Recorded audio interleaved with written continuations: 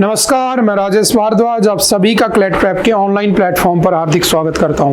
Hello everyone, welcome to CLAT prep. आज है 5 मार्च 2025 और जैसा कि आपको पता है हम डेली न्यूज एनालिसिस करते हैं, फैक्चुअल एनालिसिस करते हैं और उसके बाद 20 क्वेश्चंस की प्रैक्टिस भी करते हैं जो आपके वन डे एग्जामिनेशन के पॉइंट ऑफ व्यू से कहीं ना कहीं इंपॉर्टेंट होते हैं।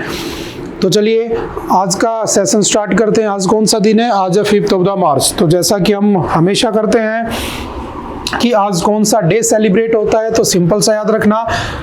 आप लोगों ने पढ़ा होगा कि किसी भी देश के डेवलपमेंट के लिए सबसे जो बेसिक यूनिट होती है वो क्या होती है?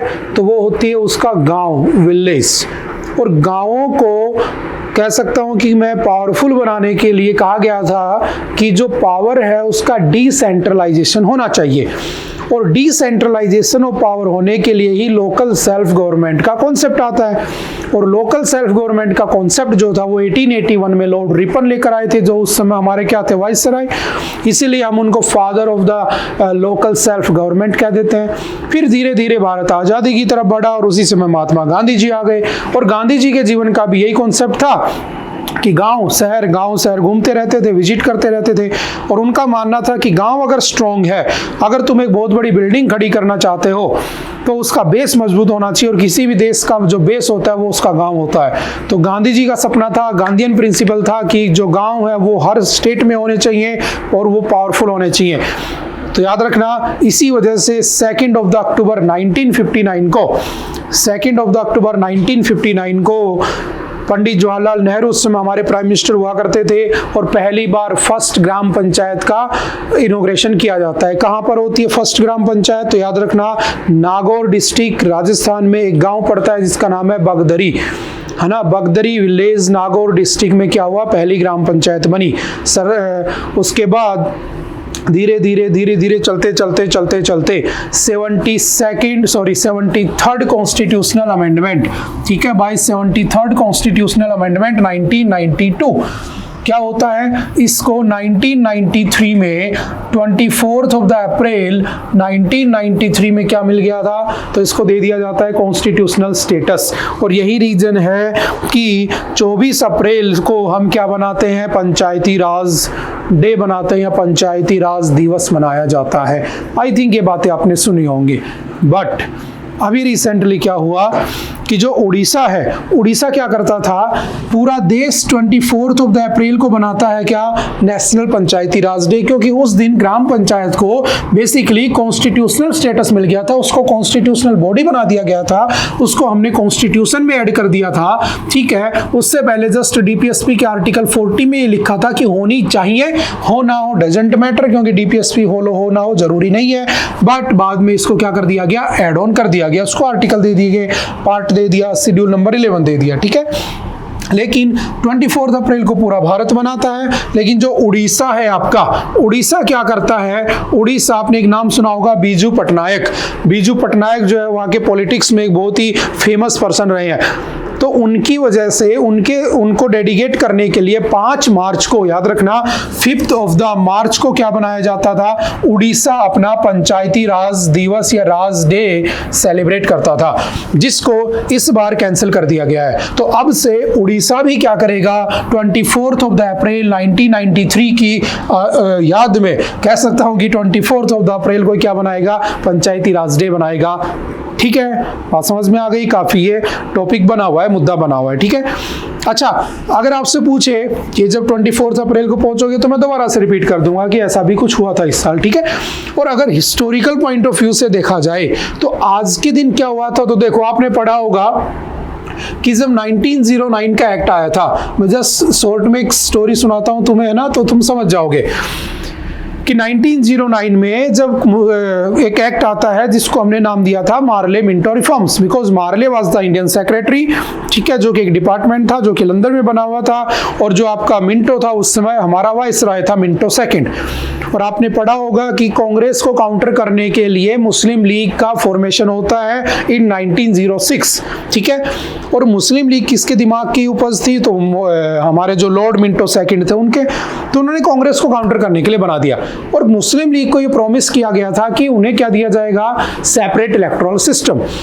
तो उन्हें सेपरेट इलेक्टोरल सिस्टम देने के लिए क्या हुआ, एक रिफॉर्म आता है, एक एक्ट आता है 1909 का, ठीक है। उसके बाद सिमिलरली 10 साल बाद आता है कौन सा, तो आपने पढ़ा होगा Montagu Chelmsford reforms. Montagu was the Indian secretary और जो चेम्सफोर्ड थे वो हमारे क्या थे, वायसराय। उन्होंने भी कुछ रिफॉर्म किए, जैसे बजट अलग किए गए स्टेट सेंटर के, ठीक है, सब्जेक्ट को अलग किया गया, पहली बार वुमेन को वोट का राइट दिया गया, बहुत सारी चीजें हुई। उस सेपरेट इलेक्टोरल को इवन बढ़ाया भी गया, ठीक है। उसके बाद फिर 10 साल बाद एक एक्ट आना था, लेकिन उससे पहले क्या हुआ, साइमन कमीशन आ गया। आई थिंक आपने हिस्ट्री पढ़ी होगी, मैं जस्ट रिवाइज कर रहा हूँ। साइमन कमीशन का अपोज होता है, अपोज होने के चक्कर में लाला लाजपत राय की डेथ हो जाती है। गो साइमन गो, है ना, ब्लैक फ्लैग दिखाए गए। उसके बाद लाला लाजपत राय की डेथ होने के बाद जो उनके स्टूडेंट थे भगत सिंह, उन्होंने उनकी मौत का बदला लिया सैंडर्स को गोली मारकर। हिस्ट्री में हम सब चीजें पढ़ चुके हैं। और उसके बाद क्या हुआ, उनको अरेस्ट कर लिया गया और उनको 23 मार्च 1931 को फांसी दे दी गई। बट उससे पहले उस एक्ट को लाने के लिए, है ना, साइमन कमीशन फेल हो गया, नेहरू रिपोर्ट बनाई गई, याद करो, नेहरू रिपोर्ट फेल हो गई। तब अंग्रेजों ने सोचा कि एक आदमी है जो रिपोर्ट बनवा सकता है, वो कौन है, महात्मा गांधी। लेकिन महात्मा गांधी कहां पर थे, यरवदा जेल पुणे में बंद थे। तो गांधी जी को निकाल कर जेल से कहां ले जाया गया था, तो याद करने की कोशिश करो, कहां ले जाया गया था, राउंड टेबल कॉन्फ्रेंस। मतलब ब्रिटिशर्स का मानना था कि अगर गांधी जी यहां पर होंगे तो शायद ये राउंड टेबल कॉन्फ्रेंस सक्सेसफुल हो जाए, है ना। राउंड मतलब गोल, टेबल मतलब टेबल, गोलमेज सम्मेलन भी कहते हैं इसको। तो याद रखना, आज ही के दिन शायद तुम्हें याद आ चुका होगा, ठीक है, हमने पढ़ चुके हैं पहले, 5 मार्च 1931 को, ठीक है। क्या हुआ था, गांधी और इरविन के बीच में एक पैक्ट हुआ था, गांधी इरविन, ठीक है, जिसको हम गांधी इरविन पैक्ट भी कहते हैं। बहुत बार ये क्वेश्चन आपके हिस्ट्री के पॉइंट ऑफ व्यू से पूछा जाता है। तो 5 मार्च 1931 को गांधी इरविन पैक्ट होता है। गांधी जी इरविन के सामने अपनी 11 डिमांड रखते हैं, जिनको 11 डिमांड्स कहा गया, ठीक है। उन डिमांड को जो इरविन है वो बिना कुछ किए, बिना कुछ कहे एक्सेप्ट कर लेता है और गांधी जी चले जाते हैं कहां पर, लंदन। वहां जाकर गांधी और जो अम्बेडकर था उसमें डिस्प्यूट हो जाता है, वापस आ जाते हैं और वो भी हो जाती है फेल। तो हम ज्यादा हिस्ट्री में नहीं जाएंगे, बस इतना याद रखना, आपको थोड़ा सा आइडिया लग गया होगा आगे क्या क्या हुआ था, ठीक है। तो 5 मार्च को गांधी इरविन पैक्ट हुआ था, उसको भी ध्यान रखना है। तो चलिए स्टार्ट करते हैं आज के सेशन को, ठीक है। Okay, actor and step daughter of IPS officer caught smuggling gold worth 12 crore. देखो, हालांकि ये एक ऐसा इशू है जो आप कहोगे सर स्मगलिंग हो रही थी तो उसको क्यों ही डिस्कस करना चाहिए, लेकिन हाँ, कहीं ना कहीं ये आगे चलकर बड़े जो इश्यूज होते हैं उसमें लिंक कर जाते हैं, है ना। जैसे लास्ट ईयर देखा होगा आपने, यूपीएससी के कैंडिडेट थे, उसने फर्जी डॉक्यूमेंट दिखाकर एडमिशन ले लिया, यानी कि एग्जाम क्लियर कर दिया, है ना, फर्जीवाड़े से, ठीक है, फर्जी सर्टिफिकेट दिखाकर बाद में उसको हटाया गया, नहीं हटाया गया, कितना मुद्दा चला था वो। तो सिमिलरली ऐसे इश्यूज भी हमारे लिए इंपॉर्टेंट होते हैं। तो चलिए स्टार्ट करते हैं। हुआ क्या समझना, एक कन्नड़ फिल्म एक्टर है रान्या राव, ठीक है, वो अभी लगभग 12 करोड़ रुपए के गोल्ड स्मगलिंग के केस में पकड़ी गई है।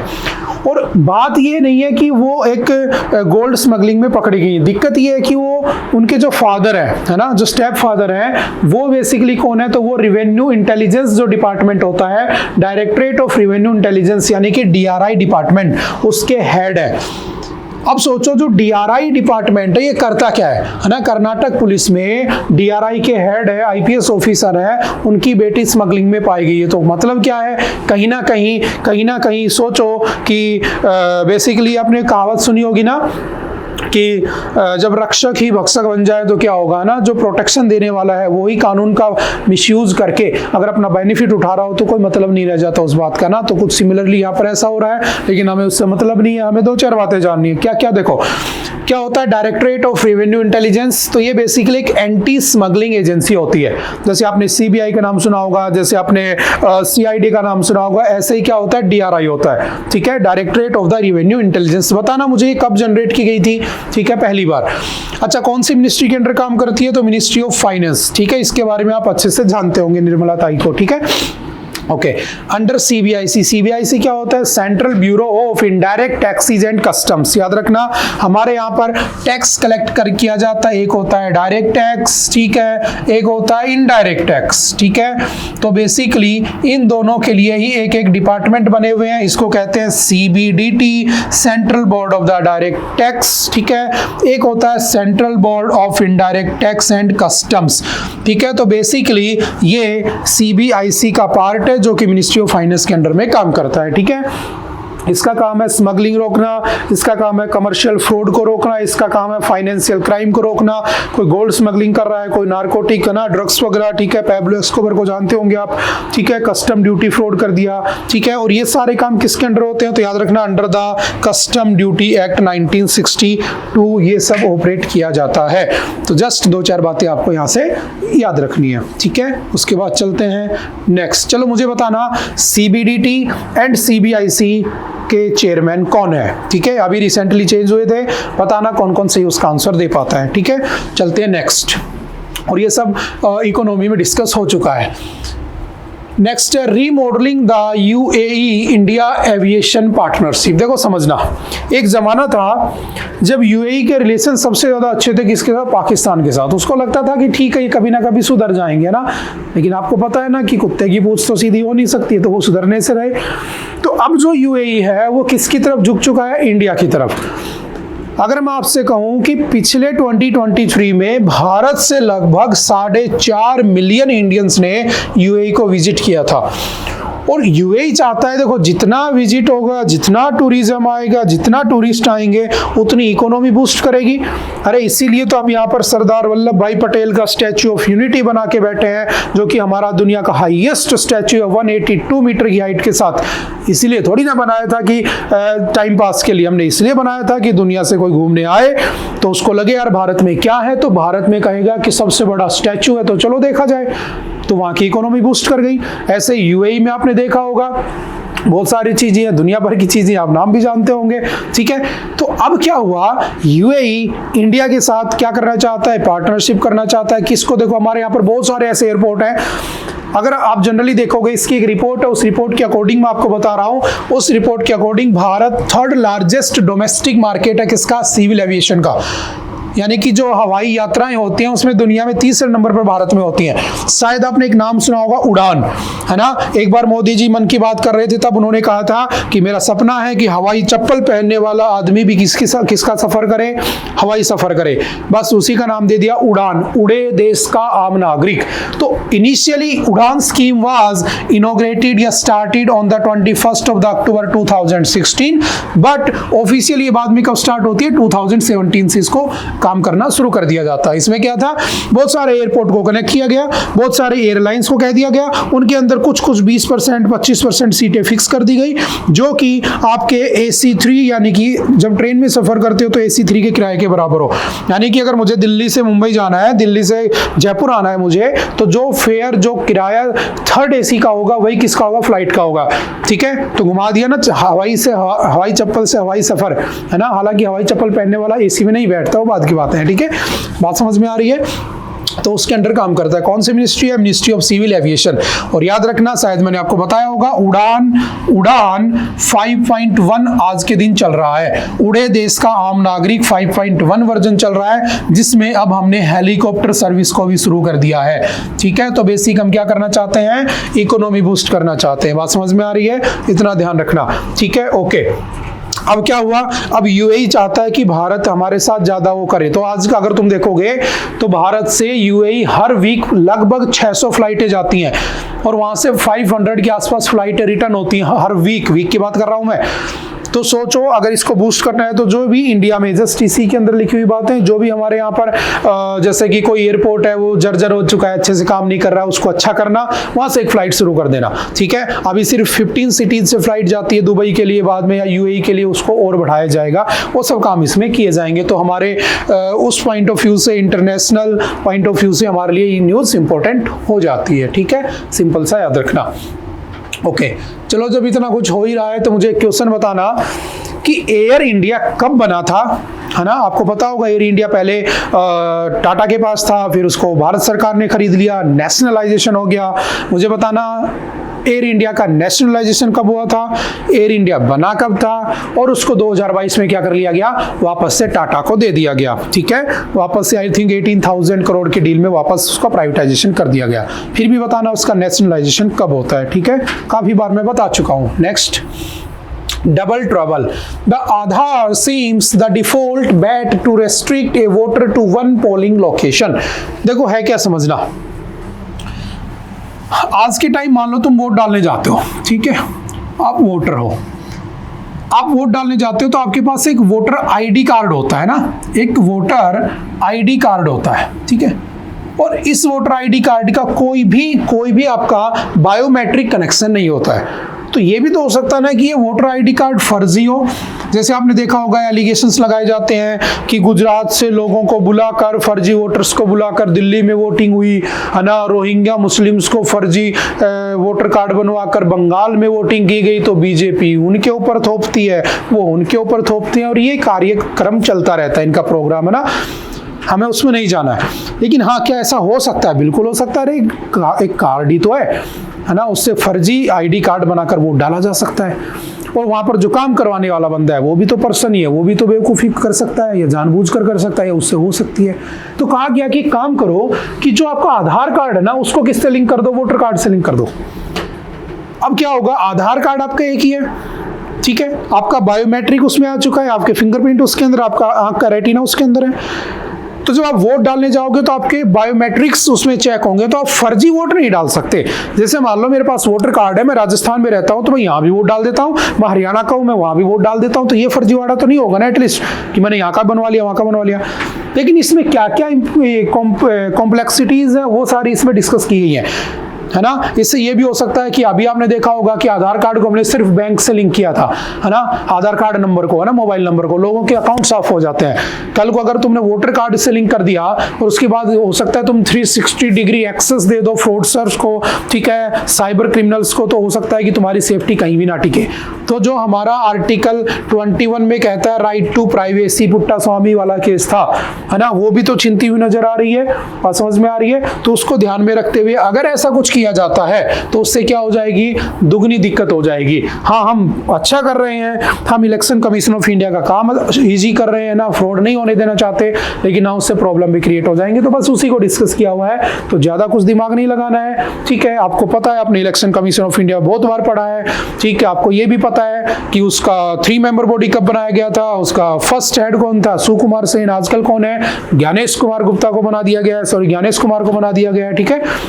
वो सारी बातें आप जानते हैं। लेकिन चलिए, ये क्वेश्चन मैंने आपसे बार बार बोला है, मैं देखता हूं कौन कौन आंसर दे पाता है। चलो बताओ मुझे कि पहली बार वोटर आईडी कार्ड्स पर फोटो आइडेंटिटी कब लगाई गई थी, क्वेश्चन मार्क।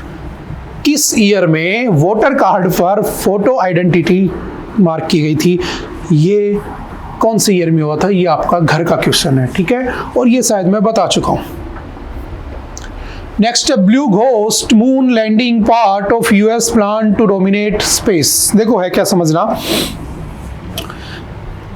आज से अगर तुम 2090s में जाने की कोशिश करोगे तो आपने एक चीज देखी होगी कि 2 ही लोग ऐसे थे जो स्पेस को डोमिनेट कर रहे थे, है ना। एक नासा हुआ करता था, एक आपका यूएसएसआर, रशिया बेसिकली।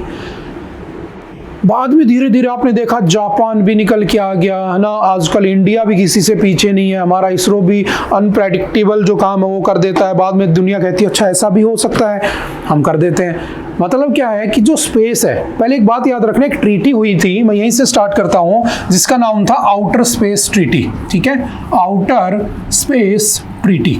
और outer space treaty was signed in 1967, ठीक है। और इसमें ये कहा गया था कि स्पेस इज फॉर ऑल। समझना, इसमें क्या कहा जा रहा है, स्पेस इज फॉर ऑल, ठीक है, यानी कि जो आपका अंतरिक्ष वो सभी के लिए है।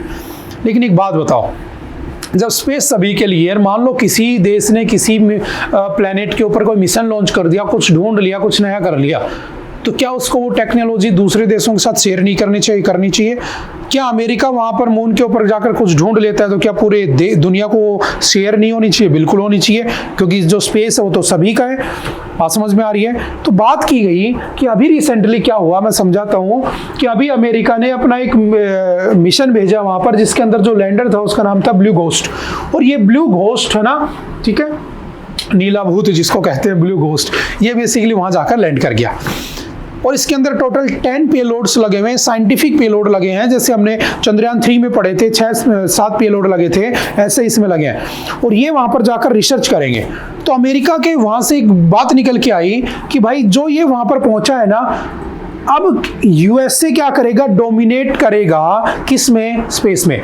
मतलब उन्होंने ये तक कह दिया कि चांद और चांद के आसपास का इलाका उन्हीं का है।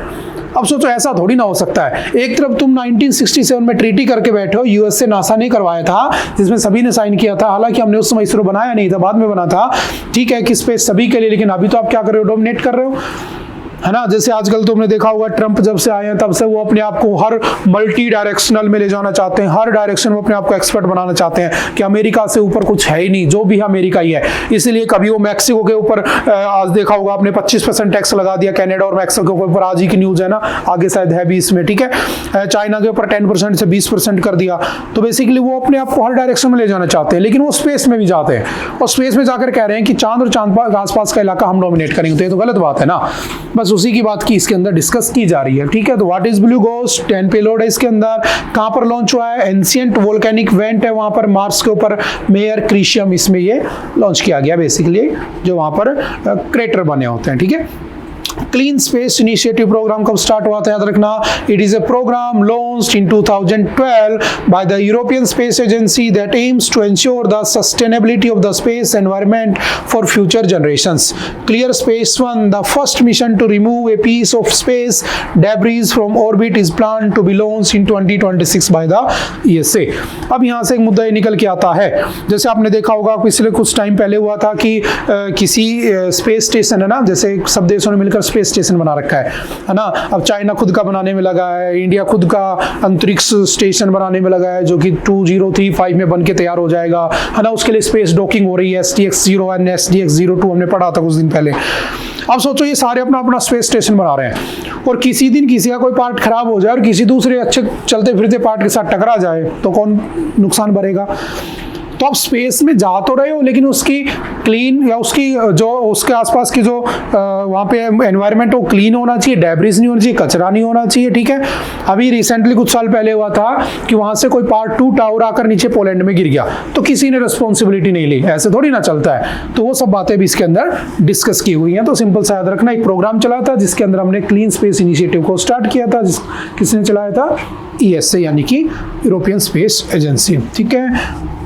ओके, इंडिया के सारे प्रोग्राम हम पढ़ चुके हैं। हमारा जो अपकमिंग प्रोजेक्ट है वो कौन सा है, LUPEX, I think I hope सभी जानते होंगे, जो कि हमारा इंडिया और आपका जाक्सा जापान की स्पेस एजेंसी के साथ मिलकर किया जाने वाला एक प्रोजेक्ट होगा, जिसकी टेंटेटिव डेट है 2026, ठीक है। चलते हैं next. States need to protect patient from being fleeced by the private hospital, says Supreme Court. देखो सुप्रीम कोर्ट का एक जजमेंट आया है, ठीक है, और उस जजमेंट में उस बेंच को हेड कौन कर रहा था, तो याद रखना जस्टिस सूर्यकांत, जो हमारे जस्टिस वो हेड कर रहे थे। उन्होंने कहा कि एक बात बताओ, होता क्या है समझना, होता क्या इसमें, ए bench headed by justice Suryakant took a balanced view that states until they developed the infrastructure would need private hospitals to fill in the gaps in their health sector. Not only people but states look to private hospitals for providing basic and specialized services to the public at the large, the court noted. देखो हुआ क्या समझना, the Supreme Court on Tuesday directed states to consider framing guidelines to ensure patients are not exploited or compelled by private hospitals to buy medicines, implants, ठीक है, consumables and medical devices and at inflated prices from their own pharmacies or outlets. आपने कई बार देखा होगा, आप किसी private hospital में जाते हैं, ठीक है, सबसे पहली बात हेल्थ किसका इश्यू है, तो याद रखना हेल्थ है बेसिकली वो टॉपिक किसका है, तो आपके कॉन्करेंट लिस्ट का है, ठीक है। यानी कि हेल्थ का जो मैटर है वो किस में आता है, कॉन्करेंट लिस्ट में, यानी कि जो हमारा शेड्यूल नंबर 7 है उसके अंदर 3 लिस्ट बनी हुई है, आई होप आप जानते होंगे, एक यूनियन, एक स्टेट, एक कॉन्करेंट। तो आपका हेल्थ है वो किस में आता है, कॉन्करेंट लिस्ट में आता है, दोनों के उसके ऊपर बराबर बराबर शेयर रहता है, ठीक है। अब मैंने कहा कि जब भी आप कभी किसी प्राइवेट हॉस्पिटल में जाते हो तो आपने एक चीज नोटिस की होगी कि जब वो आपको मेडिसिन लिख कर देता है तो वो कहता है कि बाहर हमारे हॉस्पिटल के बाहर वाली दुकान पर ही लेना। और आपने नोट किया होगा वो मेडिसिन वो वही मिलती है, अगर आप सोचो कि मैं बाहर कहीं जाकर ले लूं मार्केट में, वो मिलेगी ही नहीं आपको। तो होता क्या है कि कोई गरीब आदमी है, ठीक है, वो सीधा भागता है इमरजेंसी में प्राइवेट हॉस्पिटल्स में, क्योंकि सरकारी हॉस्पिटल्स के हालात ऐसे होते हैं कि इमरजेंसी में बहुत रेयर जगह पर ही आपको मौका मिलता है। और वहां पर प्राइवेट हॉस्पिटल क्या करते हैं, उसकी इमरजेंसी का, उसकी मजबूरी का फायदा उठाते हैं और उसके बाद उससे बहुत सारा पैसा ऐंठ लेते हैं, यानी कि उससे छीन लेते हैं, जिसको हम एक्सप्लॉयटेशन कह सकते हैं। तो अभी हमारी सुप्रीम कोर्ट है ना, जो कि सबसे सुपीरियर, आप जानते हैं आर्टिकल 124 में लिखा है, सुप्रीम कोर्ट की एक बेंच बैठी है जिसके अंदर ये जजमेंट दिया गया कि अब से कोई भी प्राइवेट हॉस्पिटल ऐसे किसी का एक्सप्लॉयटेशन या मजबूरी का फायदा नहीं उठाएगा। मतलब ये मैटर किसका है, तो स्टेट्स जो है ना, राज्य जो है, उनको इस बात की इंश्योर करना चाहिए कि वो जो प्रोडक्ट वो जो बेच रहे हैं मेडिसिन, वो एक कह सकता हूं कि अफोर्डेबल प्राइस के ऊपर वहां पर लोगों को अवेलेबल होना चाहिए। और ऐसा नहीं होना चाहिए जैसा कि पहले डिस्कस किया गया था कि सेम प्रोडक्ट जो मेडिसिन है वो सिर्फ वहीं मिलेगी, समझ गए। तो उसके ऊपर जस्ट छोटा एक डिसीजन आया है, तो इसको आपके लीगल के पॉइंट ऑफ व्यू से थोड़ा सा ध्यान रखना, और ज्यादा कुछ भी नहीं है इसमें, ठीक है। सुप्रीम कोर्ट और इनके बारे में हम बार बार पढ़ते रहते हैं। चलो अगर यही बात है तो मुझे बताना कौन सा स्टेट है भारत का, फर्स्ट स्टेट कौन सा है जिसने हेल्थ बिल पास किया था या हेल्थ एक्ट लेकर आया था, ठीक है, जिसमें अगर आप इमरजेंसी में होते हो तो किसी भी प्राइवेट कॉलेज के अंदर हॉस्पिटल के अंदर जा सकते हो, आपका फ्री ट्रीटमेंट होगा और उसकी कॉस्ट जो होगी वो बियर करेगा कौन, स्टेट बियर करेगा। पे था right to health. And right to health किस आर्टिकल में आता है, तो आर्टिकल 21 में भी आता है, क्योंकि एक हेल्दी एनवायरनमेंट का मतलब एक हेल्दी शरीर भी होता है। और आर्टिकल 41 में भी आता है जो कि डीपीएसपी का पार्ट है, जिसमें लिखा हुआ है कि state will make provisions to provide right to health, right to work, ठीक है, public assistance to the old age people and physically disabled persons, ठीक है। तो आर्टिकल 41 के अंडर कौन सा स्टेट बना भारत का पहला जिसने अपने यहाँ पर right to health act pass किया, क्वेश्चन मार्क, ठीक है। देखते हैं कौन बताता है। नेक्स्ट है, India hit targeted maternal mortality rate of 100 deaths पर लाख लाइव बर्थ्स। नड्डा, देखो आप जानते होंगे जेपी नड्डा कौन है, हमारे हेल्थ मिनिस्टर, ठीक है। पहले समझना होता क्या है, मैटरनल मोर्टेलिटी रेट क्या होती है। मतलब कि अगर 1 लाख महिलाओं ने बच्चों को जन्म दिया, ठीक है, तो उनमें से कितनी वुमेन ऐसी हैं जो उस बच्चे को जन्म देते समय उनकी हो गई डेथ। इसको कहा जाता है मैटरनल मोर्टेलिटी रेट। और अगर कहा जाए कि बच्चे को जन्म देते समय कितने ऐसे बच्चे हैं 1 लाख में से जिनका जन्म लेते ही या डिलीवरी के दौरान उनकी डेथ हो गई, उसे हम क्या कहते हैं, इन्फेंट मोर्टेलिटी रेट कहते हैं। तो अभी एक रिपोर्ट निकल के आई है, याद रखना, maternal mortality estimation inter agency group, ठीक है। इसने एक MMR की रिपोर्ट दी है जिसके अंदर बताया गया है कि हमारे यहाँ पर जो मोर्टेलिटी रेट था वो लगभग कितना हो चुका है। तो देखो 2000 से 2020 में पहले 384 हुआ करता था, यानी कि 1 लाख अगर जो माताएं होती थी जो बच्चों को जन्म देती थी, तो लगभग 1 लाख में से 384 की डेथ हो जाती थी भारत में। ये ट्रेंड 2020 में आके हो गया था 103, और अभी ये ट्रेंड कितना हो चुका है, 100 आ चुका है। और हमारा टारगेट है इसको और भी कम करना। बात समझ में आ रही है। तो आपसे सिंपल डायरेक्टली 1 लाइनर में पूछ लेगा करंटली हमारा MMR स्टेटस क्या है, तो कितना है, 100 पे आ चुका है, ठीक है। और वहीं अगर सिमिलरली बात की जाए, ठीक है, सिमिलरली वहीं पर बात की जाए तो देखना जो हमारे यहाँ पर इन्फेंट मोर्टेलिटी रेट है वो पहले 69% पे आ चुका है, सिंपल सा याद रखना, ठीक है। उसके बाद एक स्कीम चलती है जो उन बच्चों को प्रोटेक्ट करने के लिए बनाई जाती है जिसका नाम है सुमन स्कीम। मुझे बताना क्या है, कब आई थी, आपके घर का क्वेश्चन है। एक है JSSK स्कीम, इसकी फुल फॉर्म, और ये कब आई थी। और एक VHSND स्कीम, ये कब आई थी और इसका फुल फॉर्म क्या है, ठीक है। ये 3 स्कीम कह सकता हूं कि उनके लिए लॉन्च की गई थी, किसके लिए, इन्फेंट्स के लिए और मदर्स के लिए। बाकी आप जानते ही हैं राष्ट्रीय पोषण वो सब बनाया जाता है, ठीक है। आपने देखा होगा पोषण किट बांटी जाती है, ठीक है। जो मिड डे मील था उसका नाम करके पोषण मिशन कर दिया गया, वो सारी बातें आप आई थिंक जानते होंगे, ठीक है। ओके, चलते हैं नेक्स्ट। अच्छा, यहीं पर जेपी नड्डा जी ने एक चीज का और जिक्र किया था, भीष्म। What is Bhishma? शायद आपने रशिया यूक्रेन की बैटल में ये पढ़ा होगा कि यूक्रेन को हेल्प करने के लिए इंडिया ने कुछ भीष्म क्यूब भेजे थे। तो व्हाट इज भीष्म क्यूब? तो याद रखना, आपसे एग्जाम में पूछ सकता है। ठीक है, एक नई चीज निकल के आई है, क्या है? भीष्म का मतलब है भारत हेल्थ इनिशिएटिव फॉर सहयोग, हित एंड मैत्री। क्या नाम है इसका? भारत हेल्थ इनिशिएटिव फॉर सहयोग, हित एंड मैत्री। ठीक है, इसमें क्या होता है? इसमें इमरजेंसी किट होती हैं, ठीक है, जो मोबाइल वैन की तरह काम करती हैं।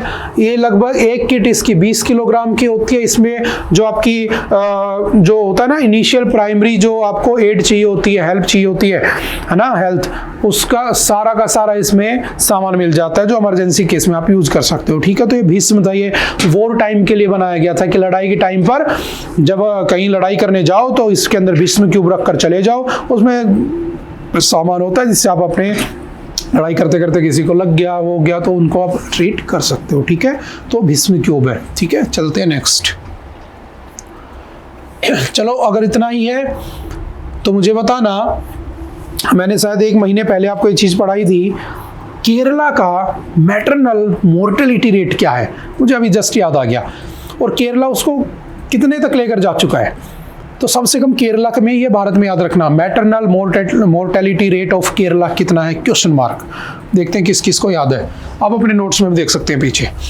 Next, Gujarat leads nation in mangrove afforestation, covers 19,000 hectares under MISHTI scheme. देखो मिस्टी क्या है समझना, मिस्टी है ना, मिस्टी का मतलब है mangrove initiative for shoreline habitat and tangible income. क्या मतलब है? Mangrove initiative for shoreline habitat and tangible income. होता क्या है समझना, मैंने कहा कि ये है भारत, ठीक है, यहां से एक नदी आ रही है गंगा, यहां से एक नदी आ रही है ब्रह्मपुत्रा, ठीक है, और ये दोनों जहां मिल गई उसे हम क्या कहते हैं? सुंदरबन का डेल्टा। ठीक है, सुंदरबन डेल्टा। डेल्टा क्या होता है? जब दो नदियां आपस में मिलती हैं या जब कोई नदी किसी ओशियन में लार्ज वाटर बॉडी में गिरती है तो अपने साथ जो गंदगी लाती है ना, वेस्ट मटेरियल, वो वहां पर डिपॉजिट होने लगता है और टाइम के साथ साथ वो क्या बन जाता है? सॉलिड सरफेस बन जाता है। जैसे दुनिया का सबसे बड़ा डेल्टा कौन सा है? तो world's largest delta is Sundarban delta, made up by Ganga and Brahmaputra. ठीक है, ज्वाइंटली। और इस गंगा और ब्रह्मपुत्रा के यहाँ पर सुंदरबन इसलिए कहते हैं क्योंकि यहाँ पर एक पेड़ मिलता है, उस पेड़ को कहते हैं सुंदरी का पेड़। अब उसे सुंदरी इसलिए कहते हैं क्योंकि वो देखने में सुंदर है। उस सुंदरी पेड़ को इंग्लिश में क्या कह देते हैं? मैंग्रोव कह देते हैं। बस इतना याद रखना। होता क्या है, इस पेड़ की जो जड़ें होती हैं बेसिकली ये पानी के अंदर क्या हो जाती है? निकली हुई होती है ऐसे नीचे जाके यूं। तो होता क्या है कि यहाँ पर पानी भरा है, समझना इसकी इंपॉर्टेंस। ठीक है, तो यहाँ पर छोटी छोटी मछलियां फंस जाती हैं, ट्रैप हो जाती हैं। ठीक है, समुद्र के जो सी फूड होता है बेसिकली ना, जीव जिनको लोग खाते हैं सी फूड, वो फंस जाता है, तो हमें वहां से पकड़ने में आसानी होती है। तो आपने पढ़ा होगा कि दुनिया में पहले नंबर पर फिश प्रोडक्शन में कौन है? तो फिश प्रोडक्शन में पहले नंबर पे चाइना आता है, और जो इंडिया है, इंडिया या तो दूसरे पे रहता है या 3rd नंबर पे रहता है। ठीक है, कभी कभी वियतनाम आ जाता है दूसरे पे, हम तीसरे पे चले जाते हैं। तो इंडिया चाहता है कि इंडिया फर्स्ट उस पे आना चाहता है इन फिश प्रोडक्शन। तो इंडिया ने क्या सोचा कि ये जो मैंग्रोव है ना, जहाँ पर फिश मछलियां पकड़ना बहुत आसान है, जैसे तमिलनाडु में कोई पकड़ने चला गया और गलती से चला गया श्रीलंका की बाउंड्री में, श्रीलंका वाले उठा ले जाते हैं, नहीं पंगे हो जाते हैं। तो कहा गया एक काम करो ना, क्या काम करो? बोले काम करो, सबसे अच्छा तरीका है फिश प्रोडक्शन को बढ़ाने का, वो ये है कि एक स्कीम लॉन्च कर दो, मिस्टी।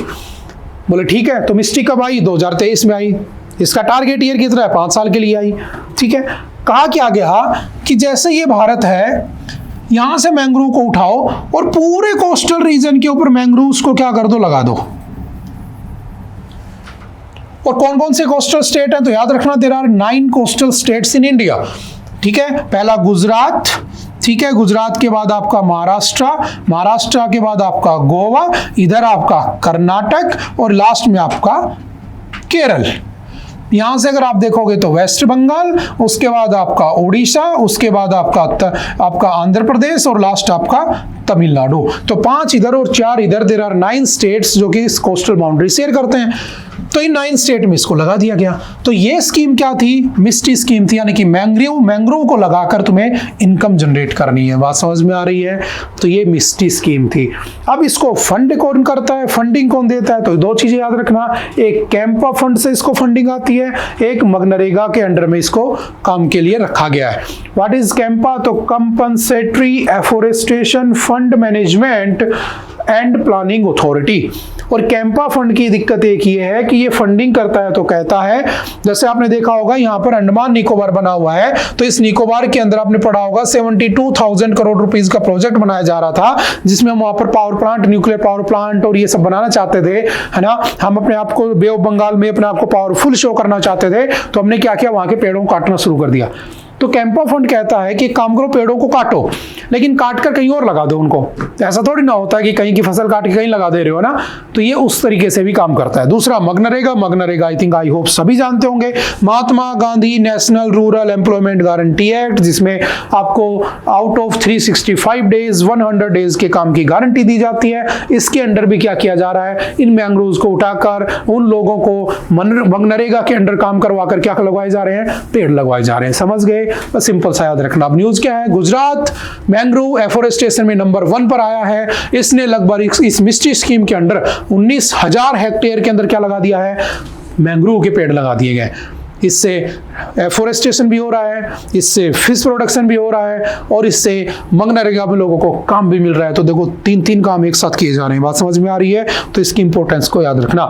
और कौन कौन से गवर्नमेंट और प्राइवेट फंडिंग सोर्सेज हैं, तो याद रखना under ministry of environment, forest and climate change के अंडर ये काम करता है, और बहुत से लोगों के द्वारा इनको फंडिंग भी दे दी जाती है, एनजीओ वगैरह के थ्रू। ठीक है, सिंपल सा याद रखना। अब मैंग्रोव इकोसिस्टम से फायदा क्या है, तो आपको देखो फ्लड नहीं होगा, ठीक है, इरोजन नहीं होगा, वाटर क्वालिटी अच्छी रहेगी, क्योंकि जहां पर मछलियां रहेंगी, जहां पर जीव रहेंगे, वहां का पानी साफ सुथरा ही मिलता है, क्योंकि बैक्टीरिया वगैरह को वो खा लेते हैं। तो बहुत सारे बेनिफिट है, जस्ट पढ़ लेना। अगर मैं बात करूं इंडिया में मैंग्रोव फॉरेस्ट कहां पर है, तो सिंपल याद रखना, मैंने कहा था ना कोस्टल रीजन्स में लगा दिया गया है। तो ये यहां से शुरू करोगे, सुंदरबन, ठीक है, सुवर्णरेखा, भीतरकनिका, महानदी, चिलिका, ईस्ट गोदावरी, कोरिंगा, कृष्णा, यहाँ पर क्या लगा दिए गए, मैंग्रोव्स लगा दिए गए। ठीक है, चलते हैं नेक्स्ट।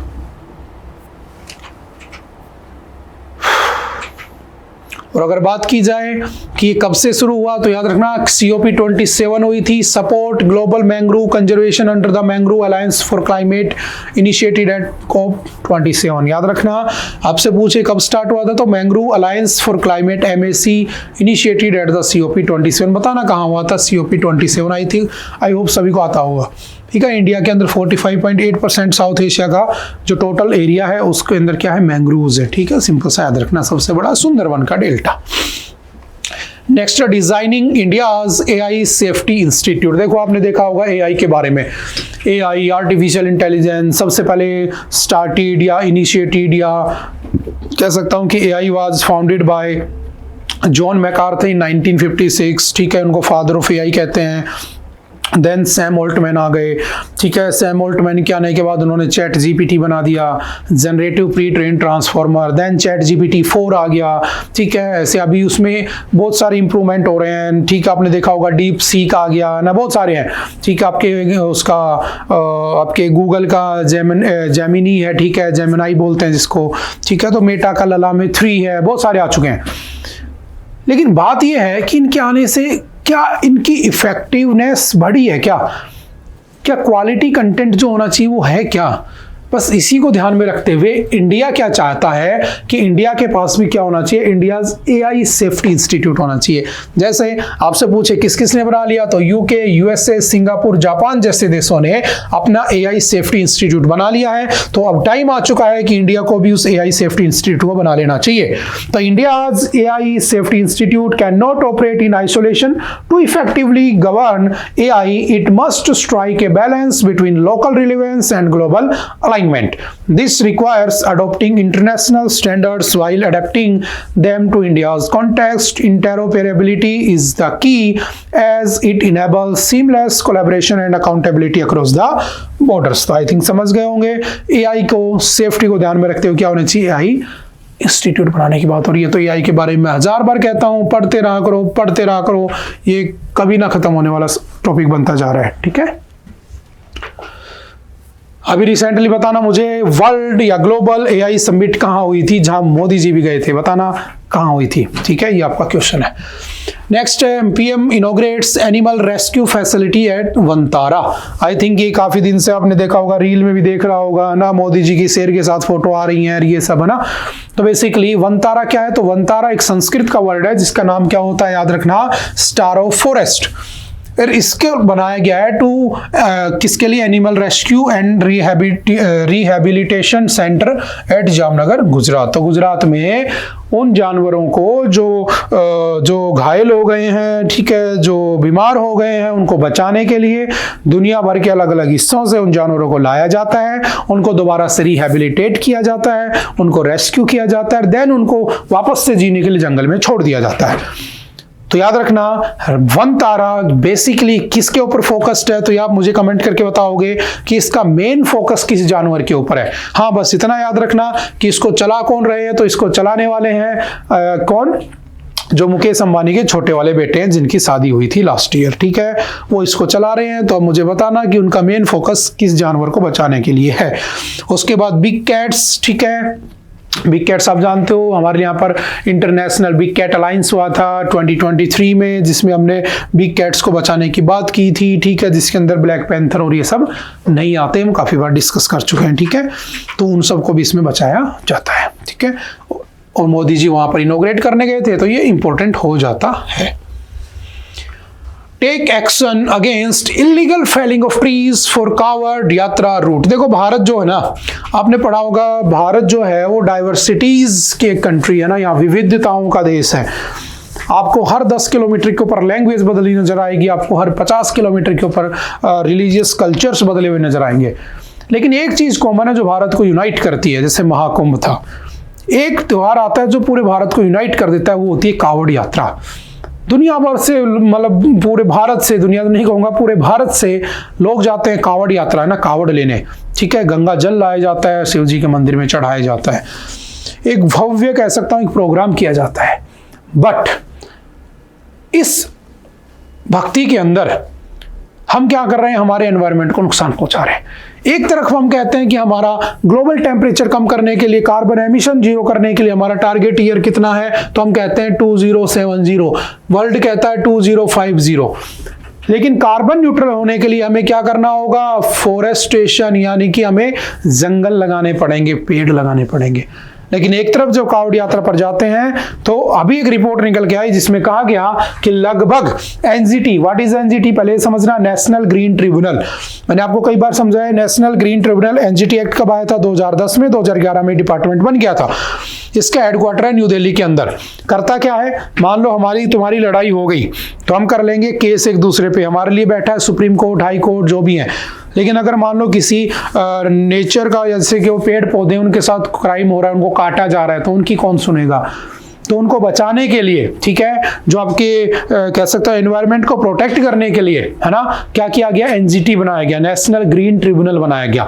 उस नेशनल ग्रीन ट्रिब्यूनल, जो ट्रिब्यूनल है, उसने यूपी सरकार को अलर्ट किया है कि वो 111 किलोमीटर का रूट जो यूपी से पड़ता है कावड़ यात्रा के लिए, उसमें ऐसा कहा गया कि लगभग 17,607 पेड़ों को काटा जाएगा। और इनिशियल ये टारगेट था 1,12,722 पेड़ों को काटना। सोचो कितने पेड़ होते हैं सिर्फ कावड़ यात्रा के लिए। तो एनजीटी ने उसको क्या कर दिया, ना काटने के लिए ऑर्डर दिए। तो न्यूज़ बस इतनी है, बट आपके एग्जाम के पॉइंट ऑफ व्यू से आपको सीधा एनवायरनमेंट से कनेक्ट करेगा, और एनवायरनमेंट में हम यही तो पढ़ते हैं। समझ में आ रही है बात। जैसे आपसे पूछेगा कि आपका फॉरेस्ट जो है, जंगल है ना, जो आपका फॉरेस्ट है वो कौन से आर्टिकल में आता है, तो कॉन्करेंट लिस्ट है। ठीक है, कौन से उसमें, तो याद रखना पहले स्टेट में आता था, बाद में 42nd कॉन्स्टिट्यूशनल अमेंडमेंट 1976 में इसको कॉन्करेंट लिस्ट में डाल दिया गया, पहली बात। दूसरी बात, आर्टिकल 51 के ए के जी में आता है, यानी कि हमारी फंडामेंटल ड्यूटी है कि हम पेड़ों को बचाएं, ठीक है, ताकि हम अच्छे एनवायरनमेंट में रह सकें। आर्टिकल 48 का ये क्या कहता है, तो याद रखना आर्टिकल 48 कहता है state will make provisions to protect, या टू किसकी बात करता है, to promote animal husbandry and agriculture, है ना, एग्रीकल्चर को बढ़ाएगा स्टेट, एनिमल हस्बेंड्री को, पशुपालन को। और 48 के में कहता है state will make provisions to protect the environment. तो जहाँ एनवायरनमेंट आ रहा है वहां पर 48 का ये भी आ गया, लेकिन ये डीपीएसपी का पार्ट है, ये फंडामेंटल ड्यूटीज का पार्ट है। DPSPs are taken from the Irish constitution, ठीक है, वाइल जो आपका फंडामेंटल ड्यूटीज हैं these are taken from the Russian constitution, ये भी ध्यान रखना। आर्टिकल 21 राइट टू लिव, जीने का अधिकार, कब? जब इन ए हेल्दी एनवायरनमेंट, जहाँ पर एक अच्छी हवा मिले। अच्छी हवा कब मिलेगी? जब पेड़ होंगे, और तुम पेड़ ही काट दोगे तो अच्छी हवा कहाँ मिलेगी? तो आर्टिकल 21 का भी यहाँ पर क्या होता नजर आ रहा है? वोलेशन नजर आ रहा है, ये भी ध्यान रखना। आगे चलते हैं। एनजीटी एक्ट है वो बेसिकली 7 स्पेसिफाइड लॉज के अंडर में काम करता है। कौन कौन से याद रखना? First water act 1974, second the water cess act 1977, forest conservation 1980, air act 1981, environment protection act 1986, public liability insurance act 1991 और बायोलॉजिकल डाइवर्सिटी एक्ट 2002 के अंडर में ये काम करता है। इन सारे एक्ट को भी याद रखना, और अगर आपने एनवायरमेंट की क्लास ली होगी तो ये सब चीजें मैं डिस्कस कर चुका हूं उसमें। नेक्स्ट है Zelensky calls for truce amid aid cut. देखो अभी आपने देखा होगा ट्रम्प और जेलेंस्की के बीच में क्या हुआ था। बेसिकली एक मीटिंग होती है व्हाइट हाउस के अंदर, ठीक है, ओवल ऑफिस, दोनों आपस में उनकी बातें बनती नहीं है, इस बेचारे का मजाक उड़ाया जाता है, उसको भगा दिया जाता है। पूरी दुनिया उसको देख रही होती है। अब दुनिया भर के बड़े बड़े देश, यूके, कनाडा, मैक्सिको, उन्होंने कहा यार ये तो गलत बात है। ट्रम्प वैसे मल्टी डायरेक्शन में जाने के लिए, स्ट्रॉन्ग बनने के लिए हर डायरेक्शन में कुछ भी किया जा रहा है ना। कुछ भी का मतलब वो चाइना के ऊपर उसने अपने ट्रेड टैरिफ था उसको 20% कर दिया, उसने कनाडा और मैक्सिको के टैरिफ को 25% कर दिया। तब जेलेंस्की जो है उन्होंने क्या किया, एक नया वर्ड यूज किया, ट्रूस। हम ट्रूस बनाएंगे, हम ग्रुप बनाएंगे in the sea and the sky, पानी में, आकाश में। मतलब क्या इसका कि हम सब मिलकर क्या करेंगे, इस अमेरिका नाम की बीमारी का अपोज करेंगे, इसका सामना करेंगे। इसके लिए जितने यूरोपियन यूनियन के कंट्रीज है, आपने पढ़ा होगा 27 कंट्रीज है इसमें, आज के दिन पहले 28 थी, एक एग्जिट हो गया। कौन? ब्रिटेन, जिसको हम क्या कहते हैं, ब्रेग्जिट कहते हैं, जो कि 2020 में हुआ था। तो इन सब देशों ने मिलकर इसको आश्वासन दिया कि हम मिलकर क्या करेंगे, उसका अपोज करेंगे, ठीक है। तो जस्ट ये न्यूज चली जा रही है, कहाँ खत्म होगी किसी को नहीं पता। तो जस्ट हमें 2-2, 4-4 बातें नहीं पता चलती हैं, हम उसको ऐड ऑन कर लेते हैं, और इसके बारे में हम काफी बार डिस्कस भी कर चुके हैं उस मुद्दे को, ठीक है। Canadian prime minister Justin Trudeau said his country would slap tariffs on more than 100 billion of American goods over the course of 21 days. He also said that Mr. Trump imposed the tariffs to destroy the Canada's economy to make it easier for the US to annex its northern neighbor. Mexico did not immediately detail any retaliatory measures. ठीक है, तो सब उसको retaliate करने की कोशिश कर रहे हैं, ठीक है। चलिए आ रही न्यूज आप समझ सकते हो। उसके बाद चलते हैं नेक्स्ट। आई थिंक आज के लिए इतना ही था। आई होप कि आपको चीज़ें समझ में आई होंगी। फिर भी अगर कोई डाउट रहता है तो आप एनी टाइम आकर पूछ सकते हैं, मिल सकते हैं। ओके, बाय बाय, मिलते हैं दोबारा से next time. Have a nice day.